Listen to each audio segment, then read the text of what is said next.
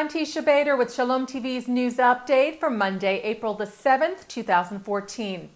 In an attempt to salvage peace talks, negotiators from the Israeli and Palestinian side met last night. U.S. State Department spokeswoman Jen Psaki said Israeli and Palestinian negotiators met to discuss ways to overcome the crisis in the talks. She said the meeting was serious and constructive, and both sides requested that the United States convene another meeting today to continue the effort. The meeting last night reportedly included Israeli Chief Negotiator Justice Minister Tzipi Livni and Palestinian Chief Negotiator Saeb Erekat, as well as U.S. Peace Envoy Martin Indyk. Meanwhile, Israeli Prime Minister Benjamin Netanyahu said that Israel was still on board with peace talks, but not at any price. Netanyahu addressed his weekly cabinet meeting yesterday, where he said that it was unfortunate that just when Israel was close to reaching an agreement on the continuation of talks, the Palestinians turned to 15 treaties and conventions, violating the terms of their agreement. The Prime Minister said the Palestinians will achieve a state of their own only through negotiations and not through, quote, empty declarations or one-sided actions that only push a peace agreement further away. Netanyahu said unilateral actions from the Palestinians, such as the applications to the international bodies, will be answered with unilateral actions from Israel. According to Israeli paper Yediot Aharonot, some such actions could be stopping approved building projects in Palestinian-controlled areas or revoking permission for Palestinians to farm certain areas of land.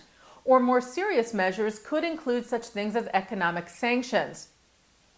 But according to the report, such measures are thought not likely to be implemented in the near future. The Jerusalem Post reports, citing Palestinian media, that according to a Fatah official, Palestinian leadership could apply for more membership in 48 additional international treaties if peace talks with Israel fail.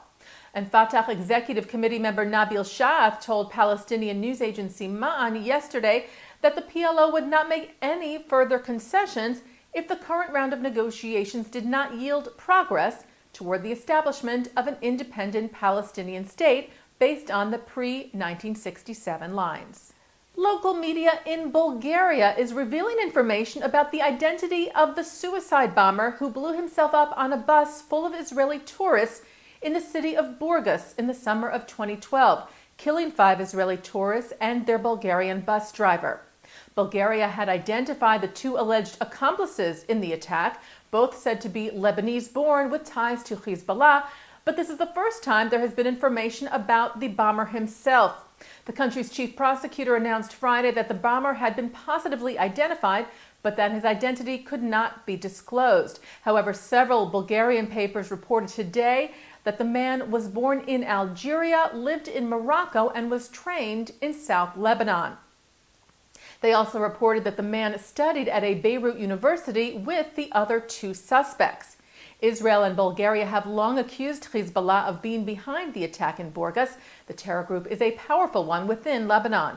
The Sofia news agency reported today that Bulgaria's Interior Minister Svetlin Yovchev told reporters that he said he was certain that Hezbollah was behind the bombing. He said whether that could be proven in a court of law was another matter. And in an interview published today, the Associated Press reports that Hezbollah leader Hassan Nasrallah said his group was behind an attack last month on IDF soldiers in the Golan Heights in Israel's north. Nasrallah said today that the Lebanese-based Shiite group planted an explosive device on Har Dov near Lebanon's border with Israel that hit an IDF convoy on March the 14th. That convoy, 1 vehicle was hit in that attack, but no soldiers were wounded. Nasrallah said the hit was in response to alleged Israeli strikes against Hezbollah positions near the border. An attack was prevented this morning by IDF soldiers along the border fence with Gaza. Soldiers spotted 2 men carrying an object near the fence that looked suspicious and fired warning shots. The suspects ran off and dropped the object, which a few minutes later exploded. There were no injuries reported.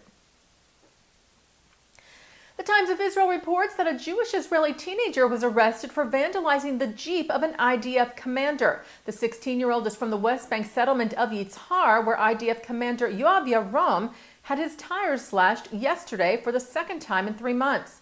The attack on the IDF Jeep was condemned by Prime Minister Netanyahu, as well as by local settlement authorities. Yarom was in Yitzhar to meet with settlement leaders regarding clashes between local Palestinians and residents of the settlement. Netanyahu has said that the Israeli government had zero tolerance against those harming IDF soldiers and that those responsible for such criminal attacks would be held accountable. The far-right Jobbik Party, which has been called anti-Semitic and racist, has won 20.6% of the list votes in elections held yesterday in Hungary, a rise of almost 4% from election results in 2010. They will now have 23 seats in the parliament. European Jewish Congress President Moshe Kantor said that after the election results, it was a truly dark day for Hungary. Kantor said the gains made by Jobbik, an unashamedly neo-Nazi political party, should serve as a wake-up call for the whole of Europe.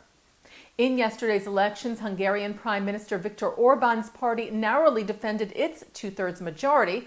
Orban has pledged in the past to fight anti-Semitism in his country, which he said is unacceptable and intolerable.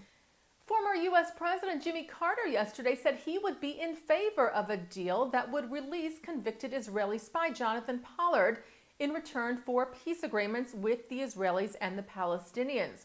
Carter, who is known as a strong and vocal critic of Israel, told website Politico yesterday that if the Israelis would agree to accept John Kerry's proposal, if Pollard was released, I would say yes to supporting freedom for Pollard. But he said I would make it an absolute swap and a certain thing, not just as a factor. Last week, a possible deal was reported that would include Pollard's release by the U.S. Also included in that possible reported deal was Israel's release of hundreds of more Palestinian security prisoners and its commitment to extend talks between Israel as well as by the Palestinians into next year. However, no official statements were ever made about such a deal, and it remains unclear if any such deal remains on the table at this point. 81-year-old Cornelius Gerlich, the son of Hildebrand Gerlich, who was known as the art dealer to the Fuhrer, has agreed to an independent investigation into his massive inherited art collection, much of which is believed to have been stolen by the Nazis during World War II. He also promised to return any artworks that is found to actually be Nazi-looted to their rightful owners. Gerlich reportedly signed an agreement with the federal government of Germany and the state of Bavaria to that effect, and in return, any art that was seized from Gerlich's apartment in 2012 that is found not to be under suspicion will be returned to him. And turning to our Shalom TV programming for tonight, Monday, April the 7th, coming up at 7 o'clock, a new segment of The Wisdom of Dr. Ruth Westheimer. At 8 o'clock, Israeli author and journalist Ari Shavit is in conversation with David Suissa.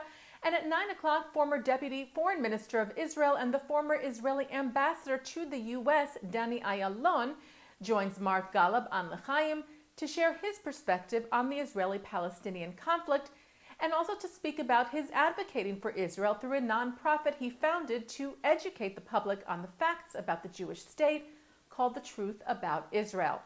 That's all coming up tonight here on Shalom TV and ShalomTV.com. And that's Shalom TV's news update from Monday, April the 7th, 2014. I'm Teisha Bader.